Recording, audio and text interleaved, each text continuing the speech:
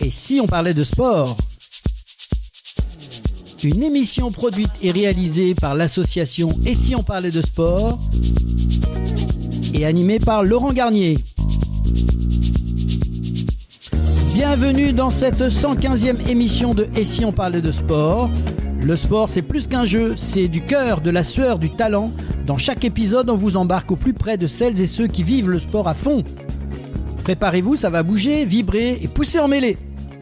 Un grand merci à nos partenaires LG Consultants, Imperconnect, l'agence Bellombra et Dialogue Sport, des coéquipiers fidèles qui jouent collectif avec nous. Merci aussi à toute notre Dream Team animatrices, animateurs, chroniqueurs et consultants, toujours prêts à mouiller le maillot. Le coup d'envoi est donné, alors, et si on parlait de sport ? Bonjour à toutes et à tous, merci de nous rejoindre pour cette nouvelle émission. Au sommaire, le coup d'envoi, c'est tout de suite avec une nouvelle chronique spéciale Tour de France signée Jean-Louis Pagès, notre spécialiste maison, ancien commissaire général et directeur des sites du Tour de France. Il nous parle cette semaine du gigantisme du Tour de France. En première mi-temps, cap sur Paris, du 25 au 31 août, l'Adidas Arena accueillera les championnats du monde de badminton, un rendez-vous incontournable qui réunit les meilleurs joueurs et joueuses du globe. Avec nos invités, Pascal Binstein, directeur des championnats du monde de badminton 2025, et Gilles Castillon, vice-président de la Ligue Occitanie de badminton et bénévole sur cet événement exceptionnel, on vous raconte tout, l'histoire de cette compétition mythique, les favoris, les chances des Français et l'incroyable énergie des bénévoles qui feront vivre l'événement. Préparez-vous à entrer dans les coulisses du badminton mondial. En deuxième mi-temps, aujourd'hui, nous vous emmenons au cœur d'un événement qui va faire vibrer toute la planète ovale. La Coupe du monde féminine de rugby 2025, 10e émission, 16 nations, 8 villes hôtes, un mois de jeu, d'intensité et d'émotion. Nous allons revivre son histoire, ses moments mythiques et découvrir les enjeux de cette édition anglaise avec deux invités qui connaissent le rugby sur le bout des doigts, Daniel Irazu et Bernard Pujol. Installez-vous confortablement, coup d'envoi, c'est maintenant. Et si on parlait de sport, la chronique.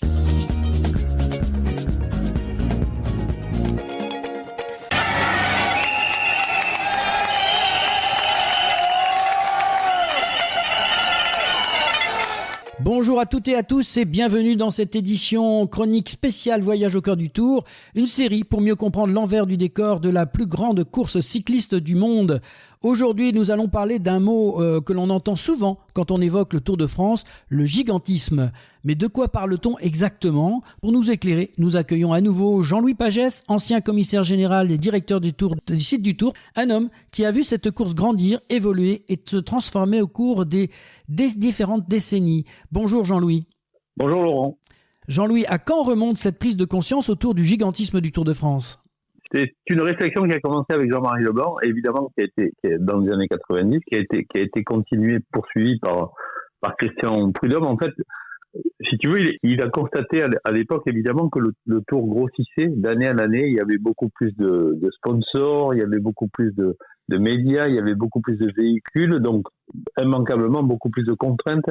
Et il a rapidement compris qu'il fallait essayer donc de maîtriser cette croissance pour ne pas perdre le côté populaire et humain de l'épreuve. Donc il était très conscient de ça, Jean-Marie. Et pourtant, le Tour ne cesse de fasciner par rapport à cette deux mesures, finalement. Tout à fait. Alors oui, c'est le paradoxe, en fait. Parce qu'aujourd'hui, évidemment, ce qui est tout à fait logique et normal, la protection de l'environnement fait qu'on prend conscience de différentes choses. Moi, je suis un vieux monsieur où, en fait, il y avait de ce côté-là, il y avait très peu de règles, même si Monsieur Dumont disait à l'époque, et avec raison, que l'eau manquerait un jour en montrant un verre d'eau à la main. Mais évidemment, à l'époque, on s'en rendait pas compte. En revanche, là, aujourd'hui, donc, il est pris entre deux. Alors, c'est fascinant. En tout cas, moi, côté organisateur, je ne connais pas d'autres événements de cette envergure-là qui soient itinérants. Ça n'existe pas. Il y a pas. Aujourd'hui, le Tour de France, c'est, je crois, 3000 personnes. J'ai connu, moi, la période où il y avait 4000 à 4500 personnes, 2000 véhicules. Donc, ça peut être présenté comme un avantage, mais en même temps, aujourd'hui, ça peut être perçu comme étant un inconvénient. Donc, Jean-Marie, Christian ont essayé de limiter tout ça, de maîtriser tout ça, donc avec un nombre non pas restreint, mais en tout cas contenu de véhicules dans la caravane publicitaire, faire en sorte que les zones techniques soient plus petites, mais en même temps, comme il y avait de plus en plus de médias et de télé, c'était compliqué. Et donc tout ça crée ce paradoxe. Mais aujourd'hui, la technologie permet justement de pallier à tout ça et des mesures sont prises dans cette démarche-là. Les zones techniques, les fameuses ZT, elles incarnent bien ce gigantisme quand on voit l'installation que ça représente. Sur les départs, il n'y a pas véritablement de zone technique, mais il y a un village avec une zone technique à proximité, c'est-à-dire les gens qui alimentent le village. Donc le village aujourd'hui, c'est 4000 m², c'est 1000 m² de zone technique en complément. Donc ça, c'est pour les départs. Et sur les parcours, la zone technique d'arrivée, ça représente là aussi entre 4 et 5000 m², c'est une centaine de camions, c'est des kilomètres de câbles. Pour résumer les choses, en tout cas, moi, c'est les chiffres que j'évoquais à l'époque. Un départ d'étape, c'est entre 3 et 4 hectares nécessaires pour installer tous les moyens du tour. Et une arrivée, ça tourne entre 5 et 6 hectares. Donc, tu imagines un petit peu ce que ça représente. Donc, tout ça, évidemment, est assez grisant. Il faut qu'on mette en place, notamment sur la zone d'arrivée, il y a des plateaux télé, parce que les télés sont présentes. Il faut des plateaux télé. Il faut des cabines pour les commentateurs. Alors, les cabines, avant, elles n'existaient pas. Il y avait la tribune de presse, aujourd'hui, les commentateurs préfèrent avoir, notamment pour France Télévisions, avoir une cabine individuelle, climatisée, etc. Tout ça, évidemment, c'est du confort en plus, mais en même temps, c'est de l'énergie en plus. Il y a des zones d'interview, il y a le podium protocole, il y a évidemment un quartier coureur qui aujourd'hui est très confortable et c'est normal pour les coureurs. Alors qu'avant, c'était une petite caravane de rien du tout. On rentrait les coureurs à l'intérieur, ils se changeaient, ils sortaient, on leur donnait le maillot et les bouquets sur une caravane là aussi qui était toute petite. Donc tout ça prend de la place, mais petit à petit, il faut que certes, ça soit confortable pour les coureurs, que ça soit confortable pour les journalistes qui retransmettent l'événement, que ce soit accueillant pour les sponsors. Donc petit à petit, la direction du Tour essaie de marier toutes ces contradictions avec une forme de rationalisation. Les télés notamment, il me semble, en tout cas, on me l'a dit pour cette année, il me semble que dans la zone technique cette année, à l'arrivée, il y avait moins de moyens techniques et de camions que les autres années. Donc ça veut dire qu'il y a des chaînes de télé notamment qui commencent à comprendre que peut-être on peut retransmettre l'événement différemment. Me vient tout de suite à l'esprit. C'est vrai que les hommes sont allés sur la Lune. Il y a eu un homme qui est allé sur la Lune. Tout le monde n'était pas sur la Lune pour décrire l'événement. On l'a fait depuis la Terre. Donc cette logique-là, à mon avis, elle est en train de se mettre en place petit à petit sur le Tour. Et les gestionnaires que sont les responsables des chaînes de télévision sont certainement dans cette réflexion aujourd'hui. Alors justement, avec toute cette avancée technologique, ces avancées technologiques, est-ce qu'on n'y perd pas un peu en authenticité ? Alors là, c'est le vieux monsieur qui répond, quoi. Oui, il y a un peu de nostalgie, quand j'ai évoqué que dans les zones techniques, à une certaine époque, au début, en convivialité totale, il y avait des barbecues, il y avait des rencontres, les équipes se rencontraient, les équipes avaient des moments creux dans la journée, puisqu'une fois que tout est en place, il y a des petits moments creux avant de reprendre, évidemment, les phases de démontage et de récupération du matériel. Donc tout ça, oui, fait qu'à un moment donné, ça perd de son humanité, en fait. On délocalise les choses, mais finalement, on n'est plus tout à fait au cœur de l'événement. Les zones techniques qui sont scindées en 2 ou 3 parties, il y a des gens qui n'ont pas vu l'arrivée au Ventoux, alors que quand tu es sur l'événement, tu te dis, je fais partie de l'équipe technique d'arrivée, donc je vais à un moment donné profiter, sans être spectateur, mais je vais profiter de cette intensité du moment. Mais non, parce qu'on est à 10 km, parce qu'on est installé à Malocène en bas et parce qu'on n'a pas vu D'ailleurs, moi, j'ai regardé un petit peu, je le regarde pas de manière soutenue, mais je me suis aperçu notamment que les plateaux de France Télévisions n'étaient pas toujours situés sur le périmètre de l'arrivée. Ils étaient situés de manière un peu excentrée. Donc, on perd de cette chaleur humaine. Alors qu'à une certaine époque, bien sûr, il y avait des journalistes qui étaient en tribune de presse ou qui étaient derrière, notamment les journalistes colombiens qui étaient derrière une petite table et qui sautaient derrière de leur table pour aller intercepter le coureur après l'arrivée en lui demandant ses impressions. Aujourd'hui, on a moins ça. Tout est beaucoup plus canalisé, tout est beaucoup plus réglementé, tout est beaucoup plus maîtrisé, normalisé et peut-être un peu aseptisé. Voilà. On sent chez toi une certaine nostalgie.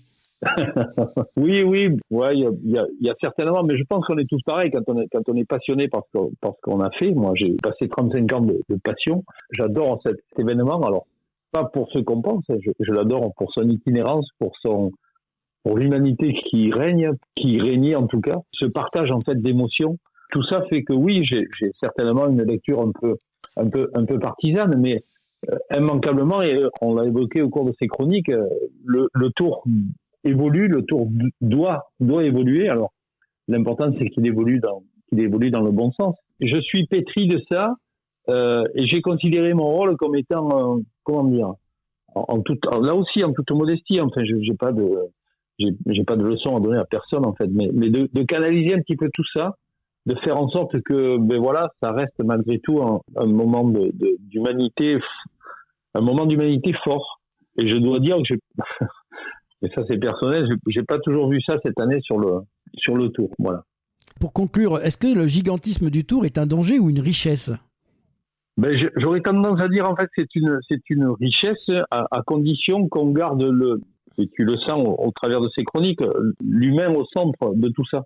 Le Tour c'est une fête populaire, c'est un moment de communion, de partage, un lien entre les régions, entre les pays, donc tout ça fait qu'à un moment donné, voilà, il faut tenir compte de ça. En tout cas, ça serait dommage de s'en départir. La fusée qui a été construite, elle existe. Elle peut aller quasiment partout. Elle peut s'installer quasiment partout. Il faut faire attention qu'elle ne s'éloigne pas trop de l'humain et de la réalité des choses. Voilà. Merci infiniment Jean-Louis pour cette plongée dans l'équilibre subtil entre le gigantisme et l'émotion. Voilà, notre série de chroniques spéciales Voyage au cœur du Tour s'achève. Nous espérons vous avoir emmené loin, très loin, au-delà des cols, des sprints, pour découvrir ce que les caméras ne montrent pas toujours, l'organisation millimétrée, l'histoire riche, la passion sans relâche et l'âme d'un événement hors norme. Jean-Louis, un dernier mot sur ce parcours qu'on vient de vivre grâce à toi. Je ne te remercierai jamais assez de m'avoir donné la possibilité de parler de tout ça, de parler de cet univers qui a été le mien pendant 35 ans.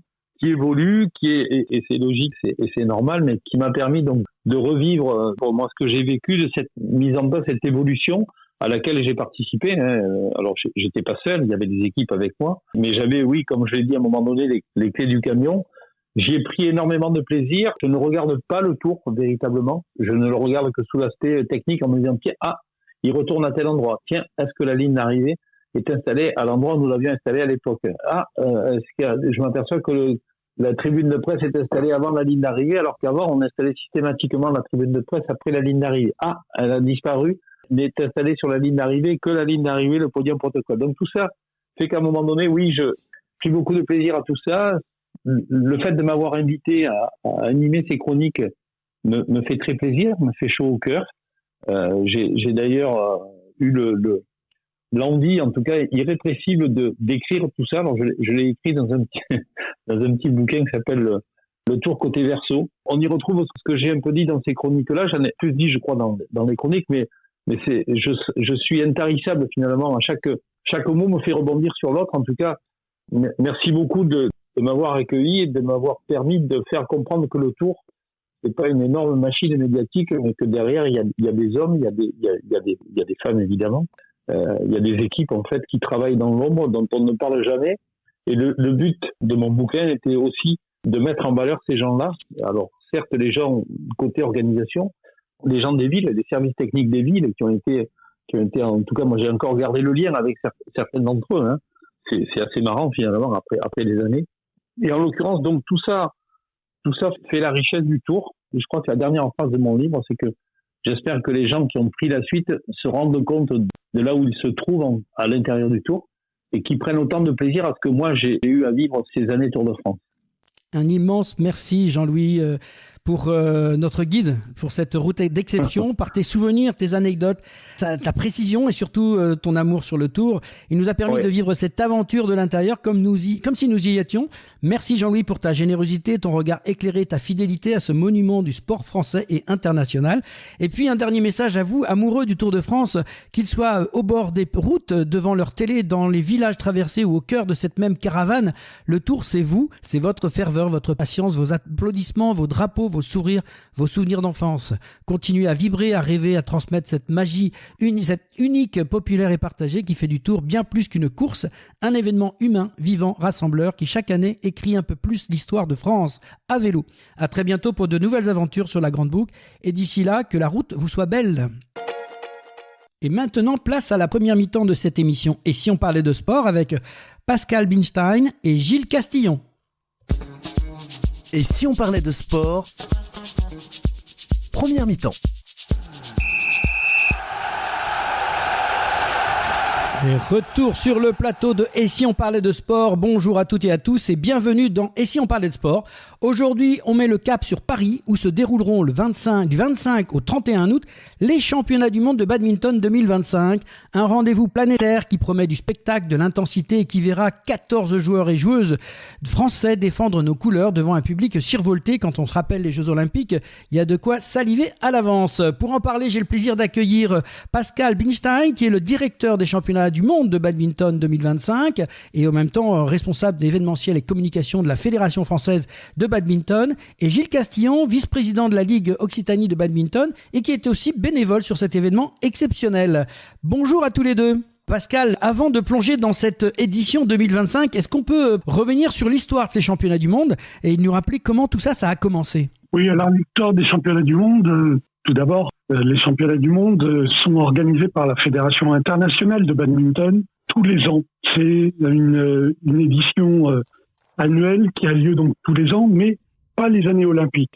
Donc 3 ans sur 4, la dernière édition a eu lieu en 2023 à Copenhague. La prochaine aura lieu en Inde. Ces championnats du monde ont été créés en 1977. Nous sommes sur la 29e édition donc, de ces championnats du monde. C'est votre plus grande organisation au niveau du badminton ? Oui, tout à fait. C'est vraiment l'épreuve reine. Alors après les Jeux Olympiques, bien sûr, qui se déroulent tous les 4 ans.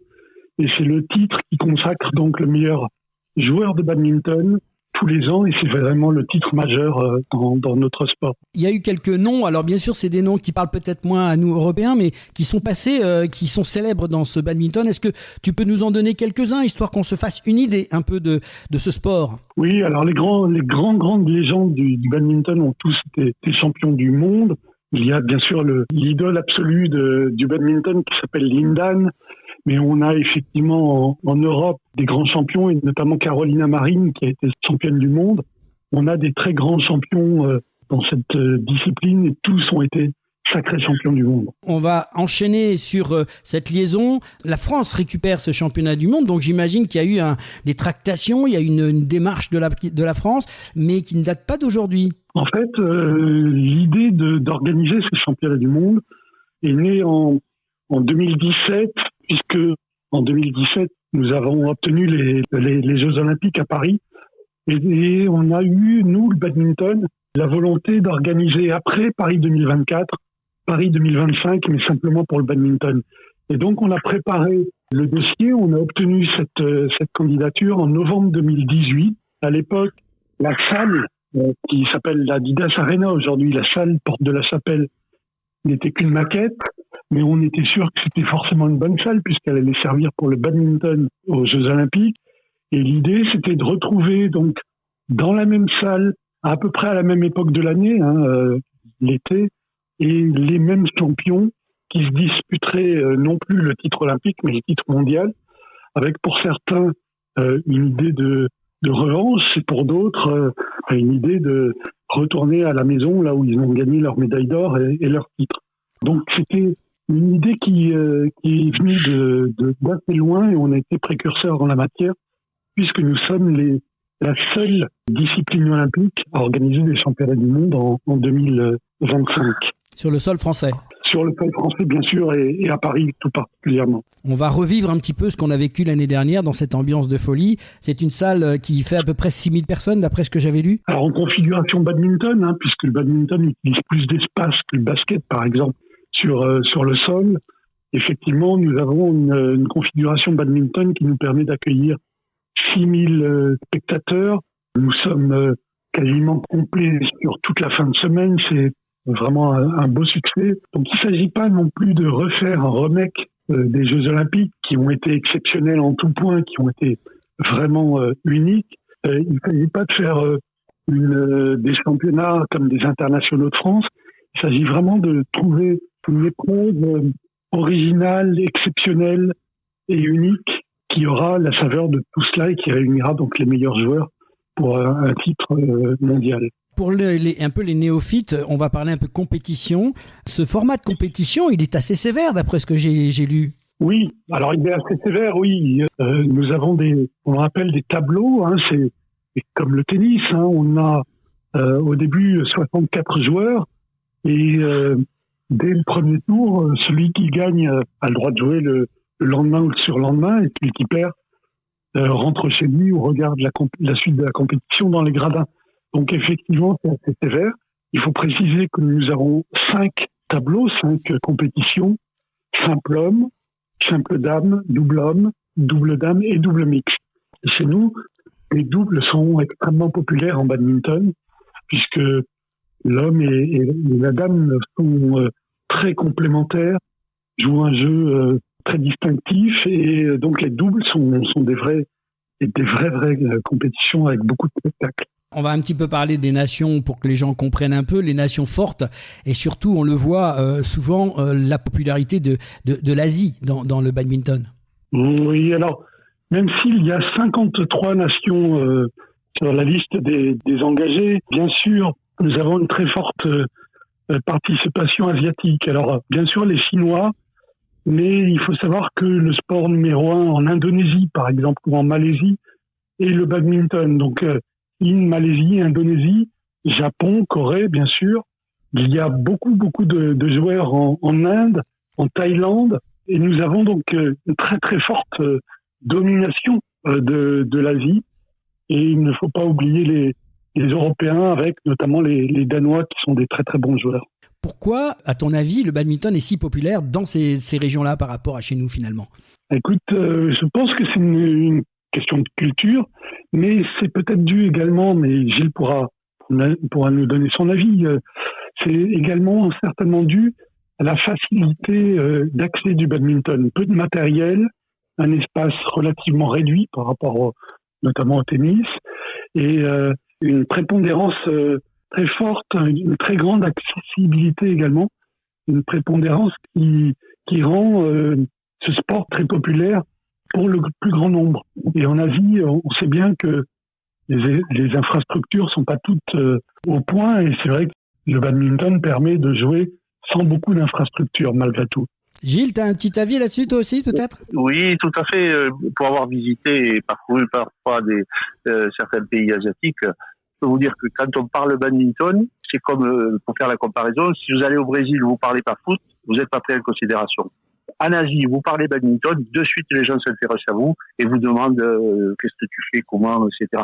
Et si vous dites j'ai rencontré Lindan, Lee Chong-wei, qui est un Malaisien, j'ai eu cette expérience, ils sont épatés. C'est comme un footballeur, vous dites j'ai rencontré Zidane ou j'ai rencontré Mbappé.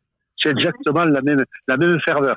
Donc il y a une vraie ferveur, et je confirme ce que dit Pascal, dans la rue, dans le moindre abri, même sur un terrain vague, on va dire, ils mettent 2 piquets, un filet et ils jouent au badminton. Voilà, donc c'est vraiment très culturel, et ils adorent voir jouer des matchs en direct à la télévision. Vous avez les Open nationaux, c'est en direct, et puis il y a une ferveur, c'est une ambiance de folie, quoi. Ce qu'on a vu aux Jeux Olympiques et Paralympiques l'année dernière. Vu les résultats, je vais vous demander un petit peu de nous rappeler les champions du monde en titre pour que, aux oreilles de nos auditeurs, ça puisse parler avant ce championnat qui arrive, qu'ils puissent savoir qui est en tête aujourd'hui. Est-ce qu'on peut citer rapidement, alors j'ai vu que c'était des noms pas faciles, mais vous avez peut-être plus l'habitude que moi. Oui, alors les champions donc, qui ont été sacrés, non pas l'année dernière, mais en 2023 à Copenhague, sont étonnants. C'était une année étonnante avec 3 victoires de la Corée. Mais on a une Coréenne qui est numéro 1 mondiale actuellement, qui s'appelle Han Se-young, et qui domine complètement son sujet. Donc une grande favorite coréenne. Nous avions des Coréens qui ont gagné en double homme et en double mixte également. Et les Chinois n'ont gagné qu'un seul titre, paradoxalement, en double dame. Et c'est vrai que on a eu un très grand combat en mixte et en homme. Mais le double dame est très dominé par la Chine. En double mixte, on va en parler, mais on peut citer des Français. Il y a aussi des très très bons autres Européens comme des Danois ou des Hollandais. Et enfin, chez les hommes, c'est un jeune Thaïlandais qui a dominé les Tiran, qui a dominé le simple homme devant notamment des Japonais, des Malaisiens et évidemment des Chinois. Il était gagné donc sur les terres du champion olympique Victor Axelsen, qui lui est danois. Malheureusement, Victor Axelsen s'est blessé et ne sera pas à Paris pour confirmer son titre olympique. C'est déjà des noms qu'on peut retenir. Alors, on va être un petit peu cocorico. Chez nous, les Bleus à domicile, est-ce qu'il y a des raisons d'y croire ? Oui, bien sûr. En fait, depuis 2 ans, mais tout particulièrement cette année, les jeunes Français, c'est-à-dire cartonnent, le badminton français cartonne. Et nous avons un double mixte tout d'abord qui a remporté son premier tournoi majeur, un grand chelem en badminton. Ils s'appellent donc Tom Jikel et Delphine Delru. Ils sont encore jeunes et ils arrivent vraiment donc dans les tout premiers mondiaux. Ils sont passés un petit peu à travers les jeux, et ils ont eu une poule très très très difficile. Et là, ils représentent des vraies chances de médaille, une vraie chance de médaille en tout cas. Ensuite, on a 3 très grands joueurs et très jeunes Français qui percent actuellement et qui réalisent tous, presque à tour de rôle, des exploits sur des tournois internationaux. Donc on a dans les 14 premiers, 3 joueurs, le numéro 7 mondial actuellement, Alex Lanier, qui est très très jeune, qui a percé très très tôt et qui a à peine 20 ans. Nous avons ensuite 2 joueurs de la même fratrie, Christo Popov, qui est numéro 10, et Tommy Popov, numéro 14. Et ces 3 joueurs peuvent battre n'importe qui sur un match. Et c'est ça qui est très excitant, c'est qu'effectivement, pour gagner un tournoi comme les championnats du monde, il faut battre les meilleurs. Et ils peuvent le faire, tous les 3, mais on ne sait pas comment ça va se passer. Donc on croit en une médaille ou 2 médailles, pourquoi pas. Mais c'est vrai qu'ils peuvent faire des étincelles. Et chez les femmes, il y a de l'espoir aussi. Il y a des jeunes femmes qui poussent un petit peu. Ça va être très très difficile. Nous avons malheureusement une seule représentante, puisque la deuxième s'est blessée. Et ça va être très très très compliqué pour elle. Elle rencontre une Chinoise au tout premier tour, et ça va être plus difficile. Il faudra la soutenir, venir la soutenir dès les premiers jours pour qu'elle passe un tour, puis un autre, et pourquoi pas. Bon, donc l'appel est lancé, il faut venir soutenir, même si déjà c'est bien rempli, n'hésitez pas à venir voir ce championnat pour soutenir les champions. On va un peu parler tous les deux sur l'événement lui-même, parce que dans un événement comme ça, si je me souviens bien, un peu comme pour les Jeux Olympiques, on fait appel à des bénévoles, parce qu'il faut organiser, que ça demande plein de petites mains, comme on dit, pour faire tourner cette grande machinerie. Qu'est-ce qu'il en est exactement ? Comment on a organisé ça, Pascal ? Et puis Gilles, puisque je crois que tu vas y participer. Alors c'est génial, les Jeux Olympiques ont été un déclencheur d'enthousiasme absolument à tous les niveaux, et on a reçu plus de 800 demandes de volontaires donc sur ces championnats du monde, et nous avions besoin de 320. Donc on a dû sélectionner sur plein de critères, sur des critères évidemment d'enthousiasme, mais aussi sur des critères formels, parler des langues pour pouvoir renseigner notamment les joueurs et les spectateurs. Nous avons donc 320 volontaires qui vont participer à ces championnats du monde en parité, autant d'hommes que de femmes, bien sûr, et puis avec, on espère, le même enthousiasme que l'été dernier, puisqu'il faut rappeler quand même que les volontaires, c'est le visage d'une compétition sportive.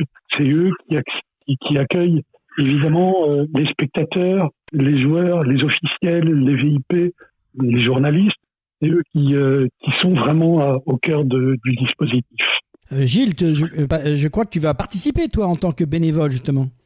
Et oui, je fais partie des 320 élus. Voilà, ça a été Mais après les Jeux olympiques et paralympiques auxquels j'ai participé, c'était pour moi important d'essayer de retrouver cette ambiance et de contribuer, parce que j'étais élu à la fédération au moment des Jeux olympiques et paralympiques, donc j'étais plutôt le côté fédéral. Là, je vais être un bénévole au cœur de l'action, au cœur de l'événement, et je vais le vivre intensément, parce que je serai dédié sur la partie, le secteur protocole, donc je vais accueillir les VIP, les salons, les tribunes officielles. Je vais retrouver des gens que je connais déjà, et puis aussi accueillir le monde entier. Et je pense qu'on aura tous à cœur, comme ça a été pendant les JO, de montrer le meilleur visage de la France et l'accueil que nous pouvons apporter au monde entier qui est passionné de badminton. Donc voilà. Alors après, je suis au secteur protocole, mais il y a le plateau sportif, il y a les terrains d'entraînement, il y a l'accompagnement des équipes, des délégations. Il y avait de multiples. Il y a aussi, par exemple, on peut être dédié au protocole antidopage. Il y a de multiples opportunités pour faire une action de bénévole. Donc, mais ça va être très intense, puisque ça commence pour moi samedi prochain. Je vais être chauffeur samedi. Le dimanche, je commence déjà la partie protocole et ça va durer jusqu'au dimanche suivant. Voilà, sans discontinuer. Il y a 2 sessions, la session du matin, la session du soir. Moi, je serai sur la plupart du temps sur la session du soir. Et voilà, je pense que on va vivre des moments intenses, mais aussi, je pense, très fatigants. Et puis, on reviendra avec beaucoup de souvenirs de cet événement. Cet événement qui a eu lieu, Pascal l'a pas dit, mais ça fait 15 ans que la France avait organisé déjà ces championnats du monde, en 2010. Voilà, donc c'est déjà un souvenir. Et à l'époque, j'étais président de la Ligue d'Occitanie et de Midi-Pyrénées à l'époque. Et j'avais pu profiter, mais voilà, juste en tant qu'invité, là, je serais vraiment au cœur de l'événement et un bénévole actif. La double casquette, justement, tu fais aussi toujours partie de cette Ligue Occitanie. Moi, j'aimerais avoir un peu le point de vue de quelque part de l'homme de terrain, de l'homme de région. Qu'est-ce que ce mondial a comme impact par rapport au travail que tu fais sur le terrain en Haute-Garonne ou dans les clubs? C'est très important cette question, parce que les Jeux olympiques et paralympiques ont été un booster énorme, puisque nous avons eu plus 18% de licenciés cette année, c'est un record absolu. Après les Jeux olympiques, on a eu toujours un pic, parce que le maximum qu'on ait eu, c'est 10% ou 12%. Là, on a passé 18%, et bien sûr, on a fait que 18% entre guillemets, puisque beaucoup de clubs ont refusé du monde, parce que ça a été un engouement terrible. Beaucoup de gens se souviennent donc de ces Jeux olympiques et paralympiques. Et donc, voilà. Donc maintenant, on a les championnats du monde.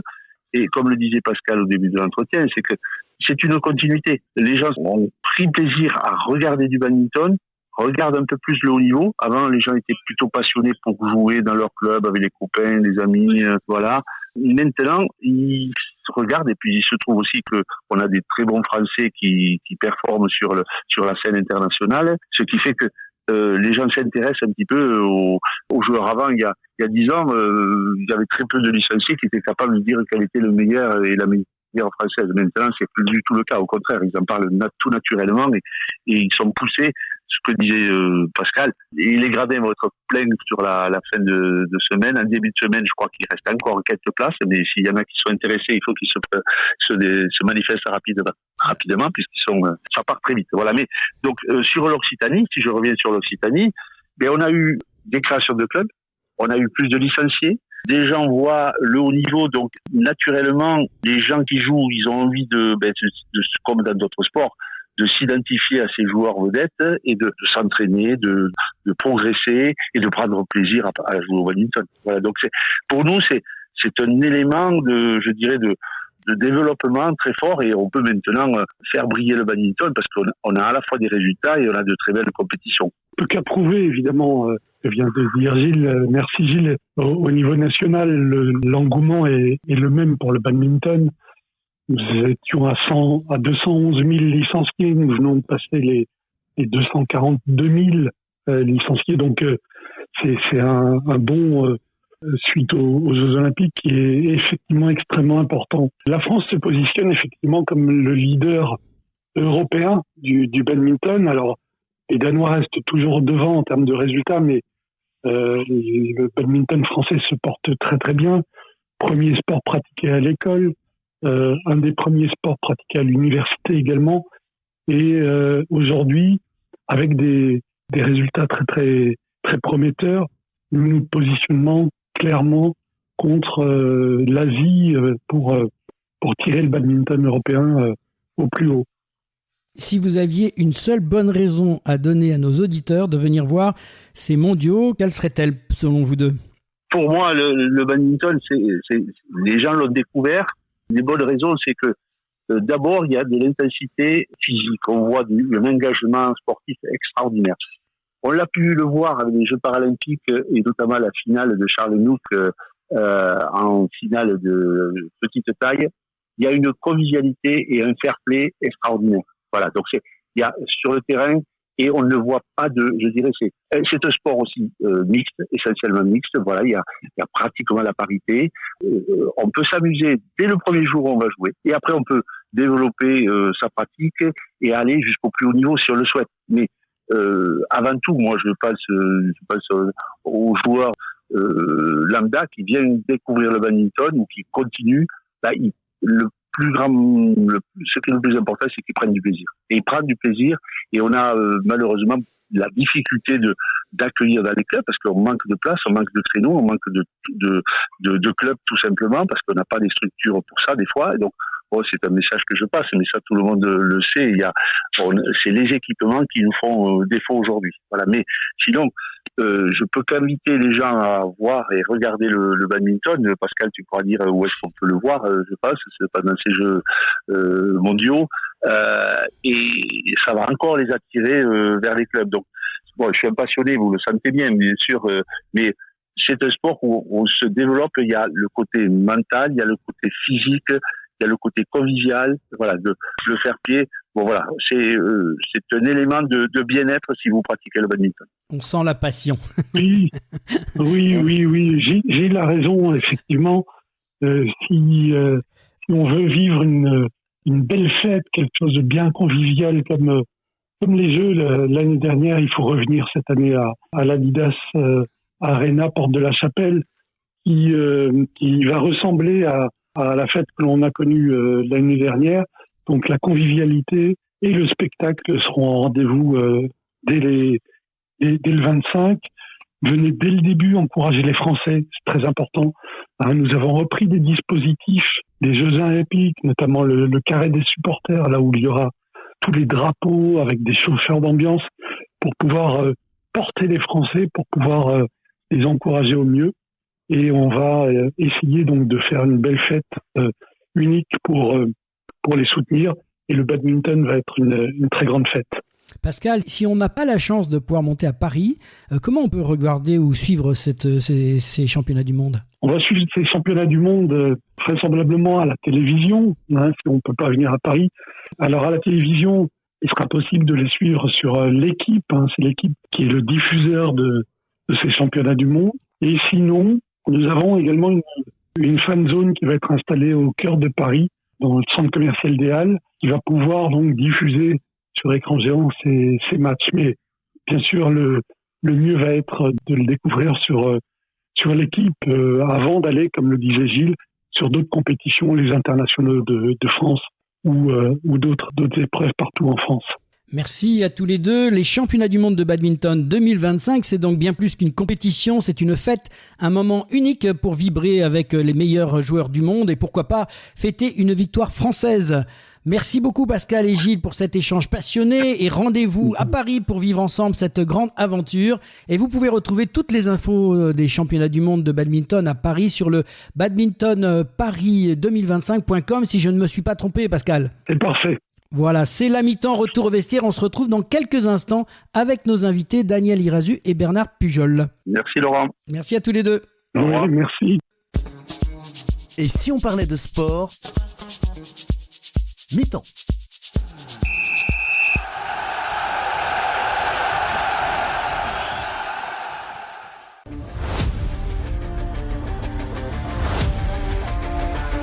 Le sport, c'est bien plus qu'un jeu.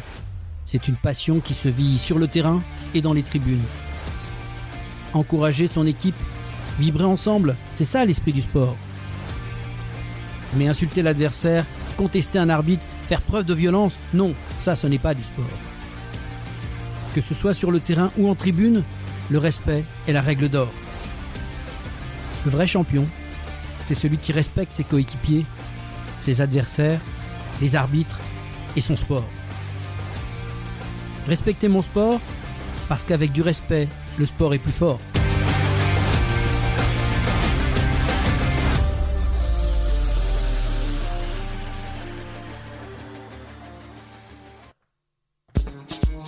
Et si on parlait de sport?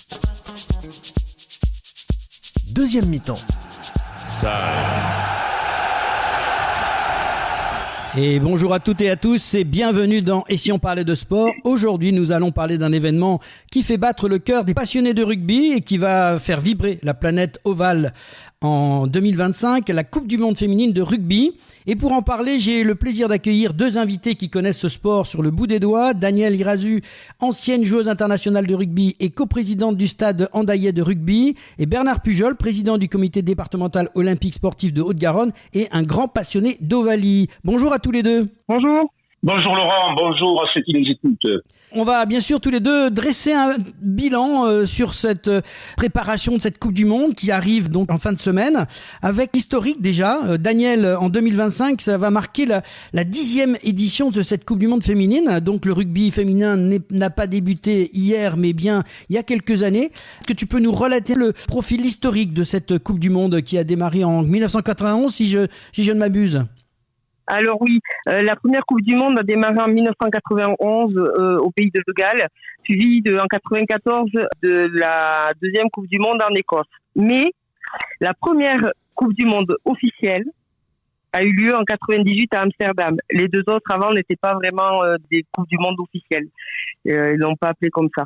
Du coup, oui, effectivement, aujourd'hui c'est la 10e qui va commencer. Et Bernard, tu as un petit point à donner sur cette histoire dans ta mémoire de rugbyman? Oui, bien sûr. Ces grandes dates, et Daniel vient de les rappeler, officielles ou pas. 91 a ouvert la voie du rugby féminin et on en est ravis. Et il n'a cessé de progresser. Dès 94 en Écosse, on voit déjà l'Angleterre prendre la revanche puisque les États-Unis avaient remporté la première édition de ce tournoi. Puis en 98, effectivement, dite Coupe du Monde, la Nouvelle-Zélande débarque, si je puis dire, et là, c'est l'hégémonie, car depuis le début, les Black Ferns, comme on les appelle, dominent sans partage le rugby planétaire. Voilà ce qu'il faut rappeler sur les éditions. Oui, alors c'est ça, les Black Ferns ont remporté à 6 reprises, 98, 2002, 2006, 2010, 2017 et 2021. C'est une vraie machine à gagner, Daniel. Oui, c'est une vraie machine à gagner. Après, effectivement, les Black Ferns jouent beaucoup à l'école, apprennent le rugby à l'école avec les garçons et ont la même culture que les All Blacks. La première fois que j'ai joué contre elles en 2002 à Barcelone, j'ai eu la chance de jouer 2 fois contre les Blacks en 2002 et en 2006, en demi-finale, les 2 matchs.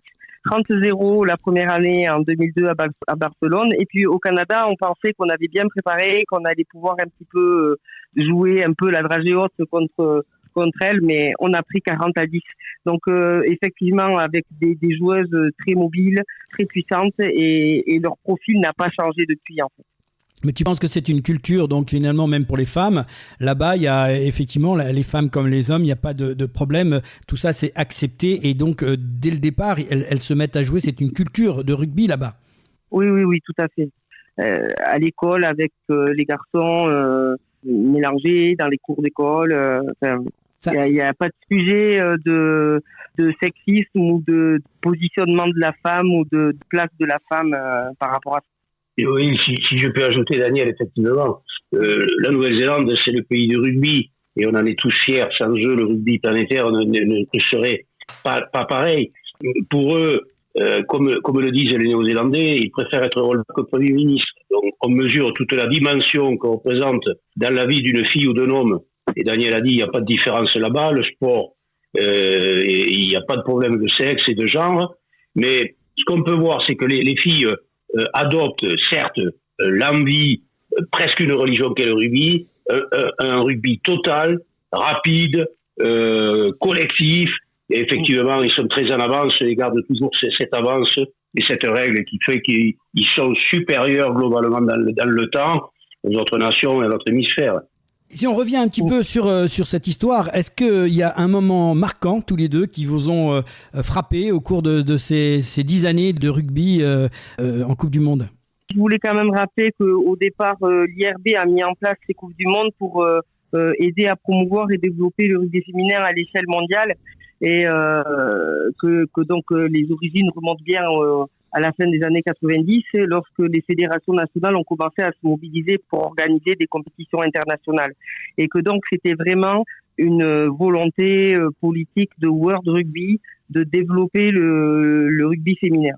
Ce que je vois comme point marquant par rapport à ces Coupes du Monde, il y a effectivement, la première forcément, mais après, entre 1991 et 2006, la Coupe du Monde de 2006 a eu lieu au Canada. C'est la première qui a eu lieu en dehors de l'Europe.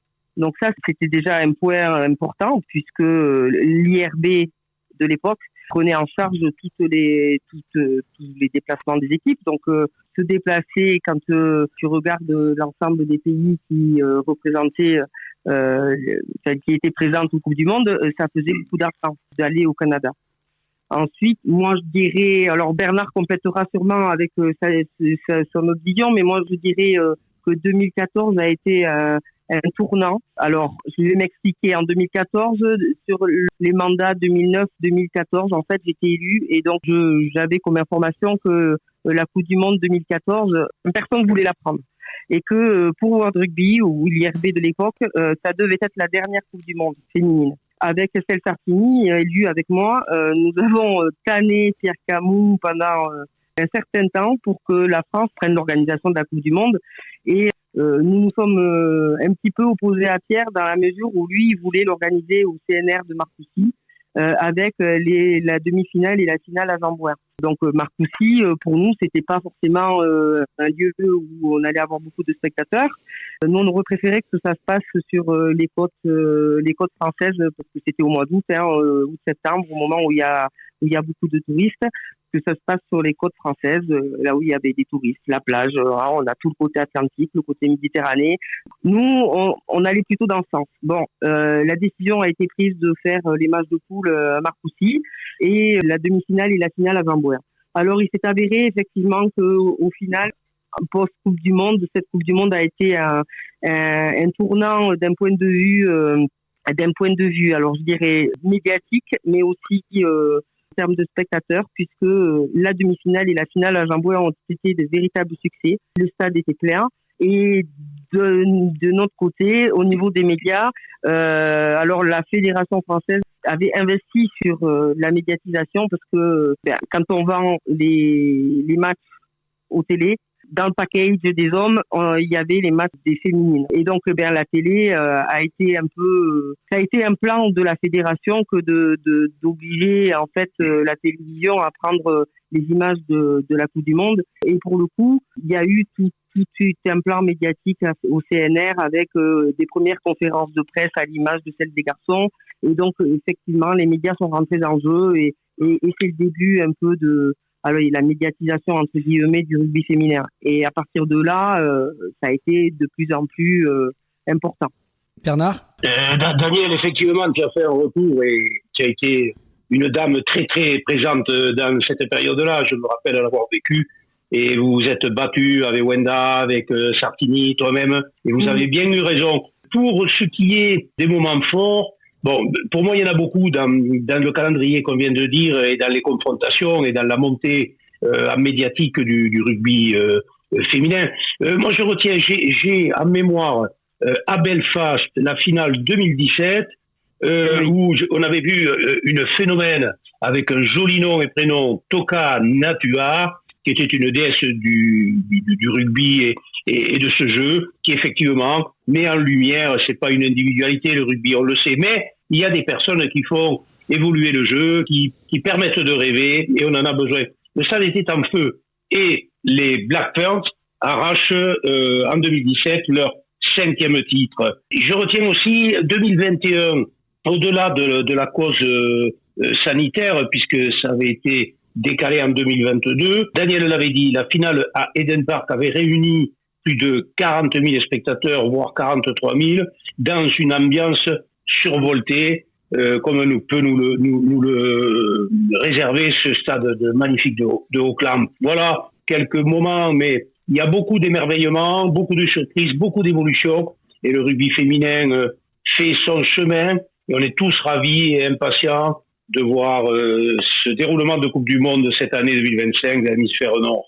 Eh bien voilà, tu fais la liaison très bien, Bernard, comme d'habitude d'ailleurs. Avec cette année, on va vivre un format élargi, Daniel, 16 équipes, 8 villes hautes et en Angleterre. Est-ce que c'est un tournant, tous les deux? Comment vous voyez ça? C'est une compétition un petit peu différente, plus importante cette année? C'est ça. Alors, 16 équipes pour la première fois, 736 joueuses et staff compris. Il n'y a jamais eu autant de monde et ça fait 32 matchs. Donc oui, effectivement, on prend un nouveau virage par rapport à ça. On verra les résultats à la fin, mais déjà sur 4 villes différentes. Donc ça aussi, c'est important parce que ça permet à toute l'Angleterre de profiter de la Coupe du Monde et des effets économiques et de la Coupe du Monde. Au niveau des groupes, 4 groupes A, B, C, D, qu'on appelle des poules. La poule A réunit l'Angleterre, l'Australie, les États-Unis et les Samoa. Poule B, le Canada, l'Écosse, le Pays de Galles et les Fidji. Poule C, la Nouvelle-Zélande, l'Irlande, le Japon et l'Espagne. La poule D, la France, l'Italie, l'Afrique du Sud et le Brésil. Je vais rebondir pour un petit commentaire, et Daniel apportera le sien, bien entendu. Pour la France, la poule paraît effectivement abordable. On aurait pu tomber plus mal, il faut savoir se le dire. Mais toutefois, quand on analyse les progrès du rugby féminin mondial dans l'ensemble, nos amis transalpines progressent. On le voit chaque année. Elles sont dans leur rugby rugueux, rapide, et elles font des progrès. L'Afrique du Sud, après quelques errements, revient fort et se recentre sur le rugby féminin. Et le Brésil, avec la magie de l'Amérique du Sud, va jouer relâché sans complexe.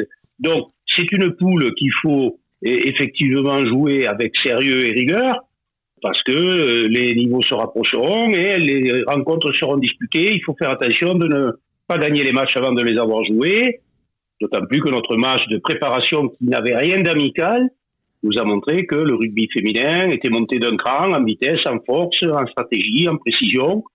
Et ça va être une belle Coupe du Monde, c'est sûr. Et les Françaises seront là, mais il faut qu'elles soient sérieuses, rigoureuses et respectueuses.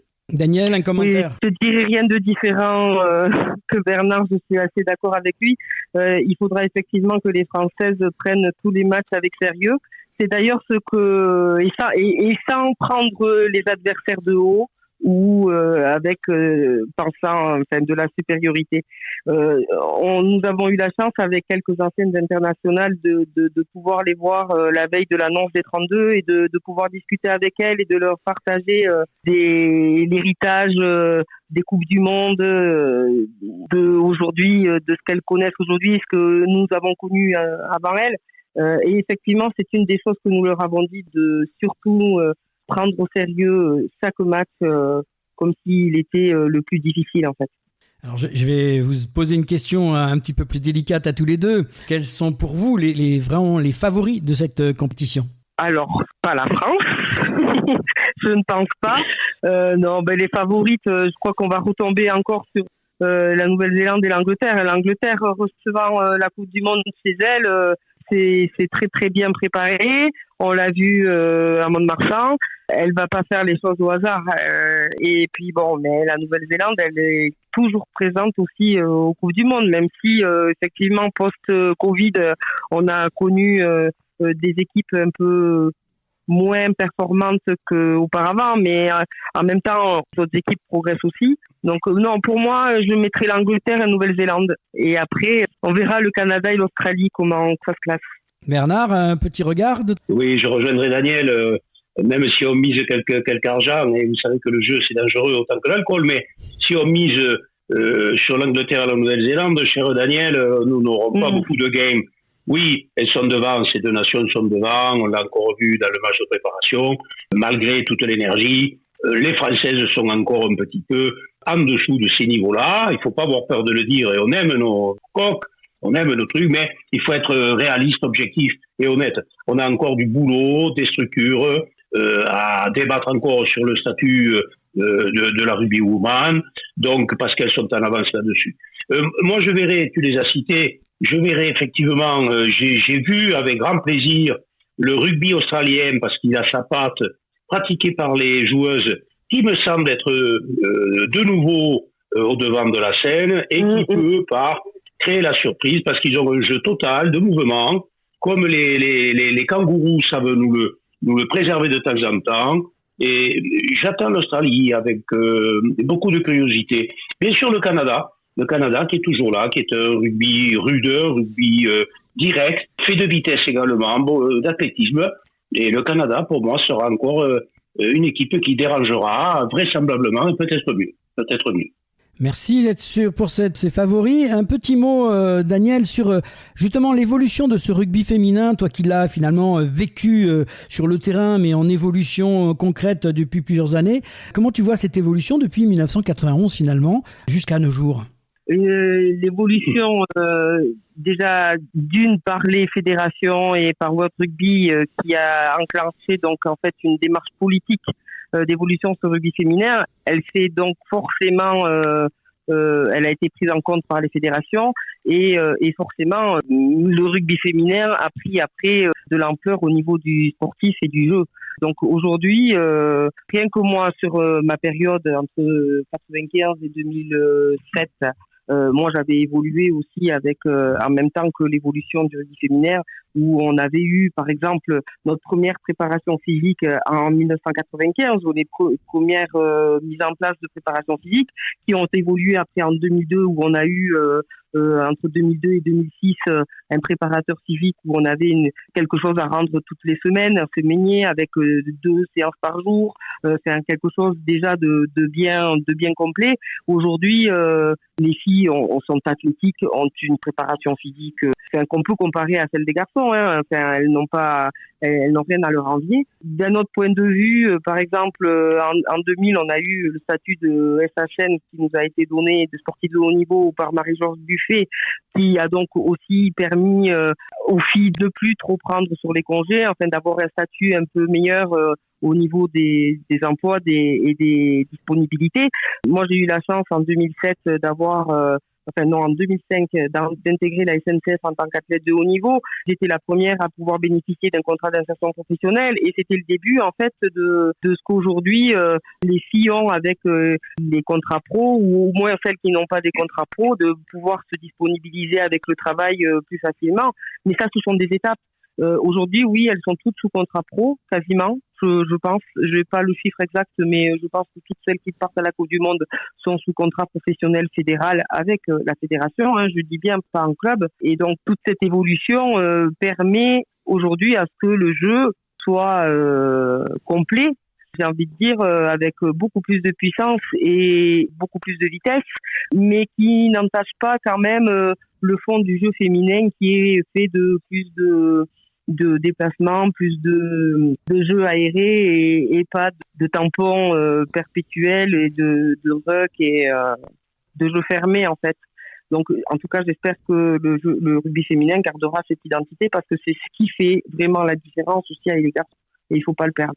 Bernard, ton œil avisé sur ce rugby féminin. Oui, je reprends, et non pas pour lui faire plaisir, parce que je lui réserve 2 ou 3 petites piques à mon ami Daniel, bien sûr. Elle est la mémoire vivante et l'athlète incontournable de cette évolution. Et elle explique très bien toute la structuration, toute l'histoire, la préparation, le statut des joueuses, la protection sociale. Ce qu'il faut dire, c'est que le rugby féminin bénéficie, et tant mieux, on en est tous ravis, du plein succès médiatique qu'est le rugby, 11e sport national et 2e, pas très loin du football en termes médiatiques. C'est extraordinaire. C'est un jeu qui remue les foules, qui est effectivement dans notre époque où on parle de RSE, de tout ce qui est sociétal.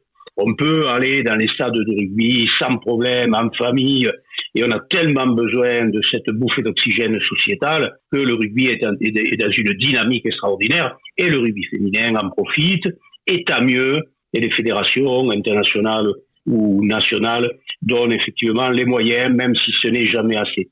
C'est un sport qui attire de plus en plus de public, un public très élargi en âge, intergénérationnel, socialement. Il n'y a plus que seul le passionné de rugby qui est dans les tribunes maintenant. Même je dirais qu'il s'en éloigne un peu, tellement les changements paraissent un petit peu spectaculaires. Les matchs par leur teneur, effectivement, le match de rugby féminin présente plus de vitesse, ils sont plus spectaculaires et montrent beaucoup d'essais. Là où je dirais, je répondrai avec humour et amitié à Daniel, c'est que je me rends compte, et je n'en suis pas complètement satisfait, que la beauté, et c'est pas du sexisme ni de la différenciation de genre, qu'on ne méprenne pas mon propos. Il y avait tellement de fraîcheur et ça a permis au rugby féminin de nous apporter autre chose que le boum-boum, d'accord, qui soit physique ou coup de pied, qui ferme un petit peu le rugby, mais nous le regardons avec grand plaisir. Et je me rends compte effectivement que sur la préparation, la stratégie, le rugby féminin perd un petit peu sa beauté. C'est pas négatif, ne prenons pas mes propos pour négatifs, c'est un constat. Il me semble qu'il faudrait rester sur la beauté qu'est le rugby féminin, parce qu'effectivement, elles ont porté beaucoup plus d'intelligence situationnelle, beaucoup moins de physique, effectivement, et de violence, ce qui fait que ce jeu reste pleinement un jeu très agréable à voir et très propre à la féminité. Donc, je l'élève au-dessus du rugby féminin. La féminité est très importante dans ce sport. Je suis de ceux qui aiment le rugby féminin de par, effectivement, son côté spontané, son côté où il y a encore de l'espace, parce que le rugby, il faut de l'espace. C'est un sport d'évitement. Il faut garder cette notion, déjà pour la santé des joueurs et des joueuses, et puis pour le spectateur, effectivement, les autotamponnantes, c'est beaucoup moins intéressant, beaucoup moins spectaculaire, même si le public en demande. Voilà, c'était ma note qui n'était pas de colère, mais qui était un constat, effectivement, que l'on partage beaucoup pour les gens de rugby, faut-il le dire. Oui, je suis complètement d'accord. C'est pour ça que je parle d'identité aussi du rugby féminin et que il faut pas qu'on s'en éloigne trop. Et malheureusement, là, quand même, on a eu des exemples de joueuses qui ménagées. C'est la troisième ligne, j'ai oublié son prénom. Romane qui a dû faire forfait pour la Coupe du Monde à cause de commotions répétées. Et on avait eu aussi l'exemple de Marie-Alice Yaé en 2014. Donc attention quoi.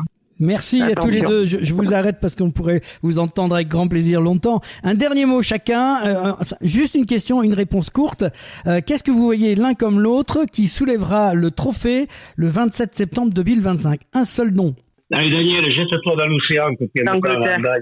L'Angleterre pour Daniel, nous notons. Et Bernard ? Bon, comme elle est un peu chauvine et qu'elle défend l'hémisphère nord, je dirais la Nouvelle-Zélande, comme ça on part très amis et partagés, et la finale et le bouclier restent très ouverts. On va se régaler à l'aune de cette Coupe du Monde.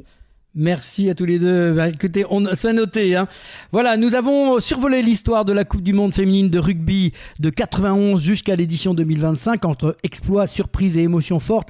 Merci Daniel et Bernard pour votre passion, votre éclairage et merci à vous tous de nous avoir suivis. La Coupe du Monde féminine de rugby démarre le 22 août prochain en Angleterre et nous serons bien sûr là pour en parler. On se retrouve la semaine prochaine dans une chronique spéciale Coupe du Monde 2025 avec un débriefing sur le premier match des Bleus. Ne le ratez pas, France-Italie qui se joue samedi prochain, le 23.